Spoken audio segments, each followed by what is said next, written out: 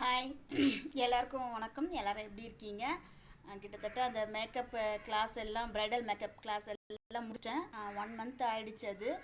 அது வரைக்கும் வீடு அந்தளவுக்கு க்ளீன் பண்ணவே முடியல என்னால். சமைக்கிறது, கிளாஸுக்கு போகிறது இப்படி தான் போயிடுச்சு. இப்போ வீடு க்ளீன் பண்ணிகிட்ருக்கேன். இந்த ப்ராசஸ் தான் போயிட்டுருக்கு.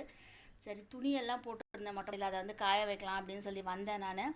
மொட்டை மாடியில் பூ இருக்குது. ஆனால் அதை பறிக்கிறதே இல்லை. எப்படி இருக்குன்னு பாருங்கள் பூவு.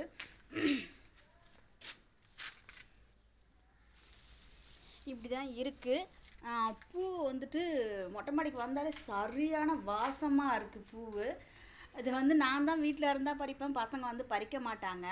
துணியும் அப்படியே இருக்குது. காய வைக்கணும். கொண்டு வச்சதோடு அப்படியே இருக்குது. காய போடணும். வெயில் ரொம்ப ஜாஸ்தியாக இருக்குது எங்கள் ஏரியாவில். நைட்டில் மழை பெஞ்சிட்டே இருக்குது. ஒரு 3 நாளாக என்னன்னு தெரியல.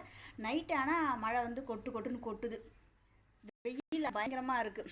எதுக்காக இந்த வீடியோ அப்படின்னு பார்த்தீங்கன்னா, நம்மளில் நிறைய பேர் என்ன பண்ணுறோம் அப்படின்னா, நமக்கு யாராவது ஒரு துரோகம்னு ஒன்று பண்ணிட்டாங்கன்னு வச்சுக்கோங்களேன்.